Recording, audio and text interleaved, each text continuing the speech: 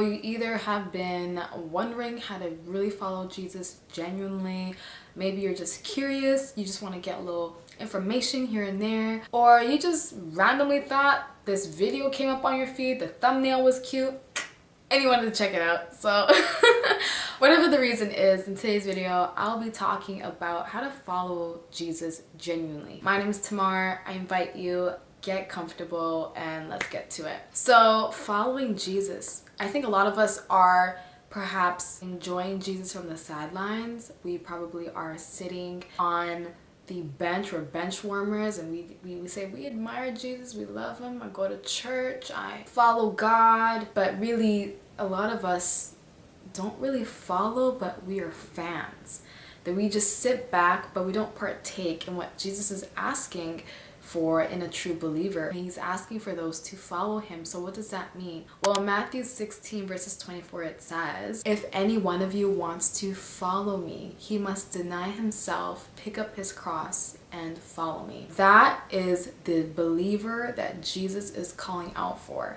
He's not looking for people who are sitting on the sidelines. And so what does that mean? Well, in other versions it says he must give up his own way. Well, this reminds me of a story of mine that happened about 10 years ago, and it really shaped my walk with Christ. I idolized success. I was in high school. I had my own plans of just I want to get my license. I want to get my job as a lifeguard, because at the time I was training to be a lifeguard.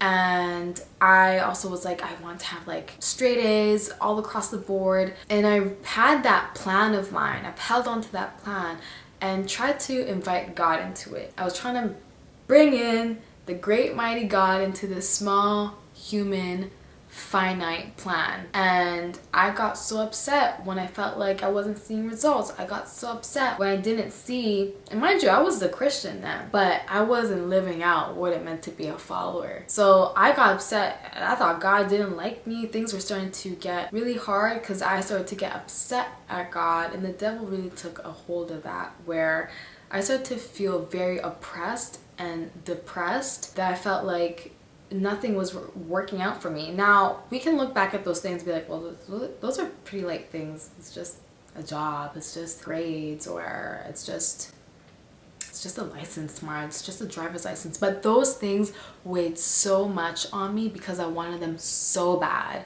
that I idolized them. And idolatry is anything that really has your obedience much more faster than your obedience towards God. If you have something that you say yes to more quicker than God, that you need a heart check. And so for me then, I didn't really notice that. I didn't notice that till a year later. I was just wow, I was able to put it to words where I idolized success.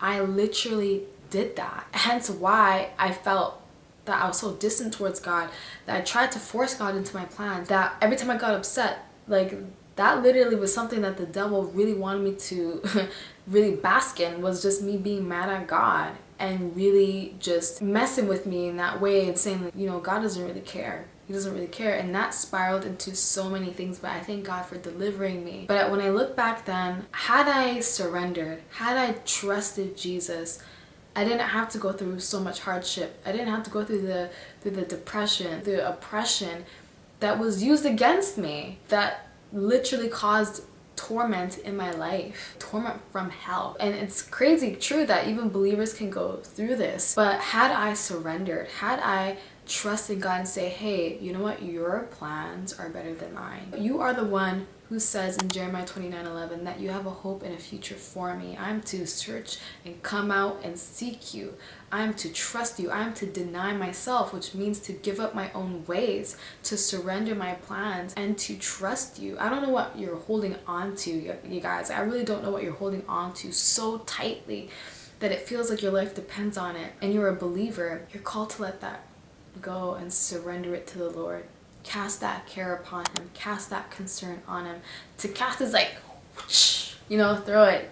To think about casting a net. When you're casting a net, when you're fishing, you don't just lightly just put the net in the water ooh. You literally reel back, you cast that thing far. You cast that thing as hard as you can. In the Bible it says to cast your care, chuck it, throw it, surrender it, give it, just let it off of you, just release it, be free.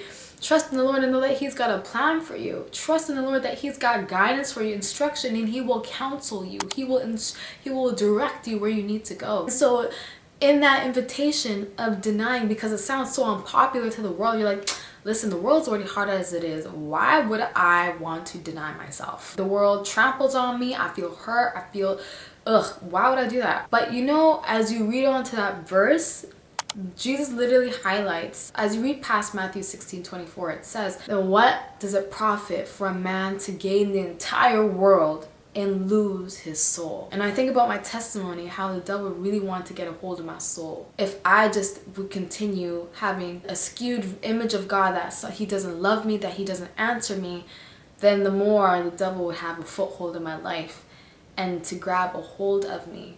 Because the devil ain't trying to go to hell by himself.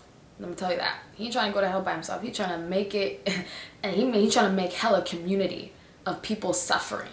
Okay? And the world will try to give you things that are beautiful to the eyes, attractive to the eyes. It really is just a trap. That's why people, for example, they can go for success and still feel empty. Isn't that mind-boggling? That you can have money and still be empty? That you can have the very thing that you want. It doesn't have to be money, but you still feel empty? Isn't that crazy? Like I remember even achieving my lifeguard certificate and felt like all the training that I did, this is it. You know what I mean? Like this is it. I mean, I put in time for that. And I really held up the idea of getting my lifeguard certificate like way above God at that time. And like, this is it? Like, when I think about it, I'm like, that's all, Tamar? That's what you really wanted? Like, how empty is that? When the world is so temporary. That's why people are in cycles. They always find the next thing to fill them up, to only find out that they're empty again. So they go on this cycle. And it's like, it's so crazy. Sometimes you get to a point where like, I can't do this no more. And we turn to God. And God says, I was always having life with me, that I was always ready to give to you. But it was a matter of surrender and commitment that I need from you. So many things are trying to distract you, get your attention. So many things, whether it's food that you look for fulfillment to fill you up because that's a source of comfort, or it's social media, or it's a relationship, and it's not working out because you thought you'd find love and affection and fulfillment there. No. So I wanted to share that. It's funny how crazy the invitation is, that when you deny yourself and you pick up your cross, because picking up your cross back in Jesus's day was a sign of death. It's a sign. It was not cute. It was not beautiful to pick up a cross. All of us be wearing cross necklaces, but the cross was a sign of death. That's where people died on. You know what I mean? But the invitation that Jesus is giving is that I want you to give up your own ways, to pick up your cross, meaning I want you to die to yourself, die to the fleshly desires, die to the ways of this world, and follow me. And that in that crazy invite, you find that there's actually life and liberty, and like you become more fearless before men, and you become more revering and respectful and fearing of God. It's a crazy invite. So when Jesus is like, listen, what does it gain? What profit is it for someone to gain the entire world and to lose their soul? And the human soul is so precious. Why do you think there's such a fight for it from the devil? To the point where like you're distracted and the things of this world catches your attention so quick. It's like, no. We cannot have our attention, our valuable time be caught up, okay, in things of this world, things that will never ever satisfy us. And when we think it does, that satisfaction is temporary. And there we go again on a hunt to look for the very next thing that's going to satisfy us. Listen, you don't have to go on a hunt. You don't have to be in a cycle of looking for things to fulfill you, for things to comfort you, for things to bring you pleasure. It's a matter of when we give up our own ways, in other words, dying to ourselves, denying ourselves, like that verse says, to say, no, I'm going to trust you, God. I'm going to trust your plans. I'm going to pick up my cross because it's so much better your way. I'm going to give you a chance to be Lord over my heart, Lord over my mind, Lord over my life, and follow you. And guys, the life that there is, I wish I knew this then. I wish I knew this then when I was in high school. It wasn't until I read the book of Romans that really showed me the works of God was really just to bring me into relationship with him. It wasn't religion, like a step-by-step procedure to have God be so pleased with me because I perfected my ways, and so he can therefore work in my life, and then I can get the things that I want. No, that was my thinking then. How immature was that? And honestly, it was kind of stupid, gotta be honest with you. But I thank God for grace. I thank Jesus for his grace. I thank Jesus for his love and his mercy and his patience and his kindness towards me. And I know that he can do the very same thing for you. He can do the very same thing for you. You don't have to walk around in confusion.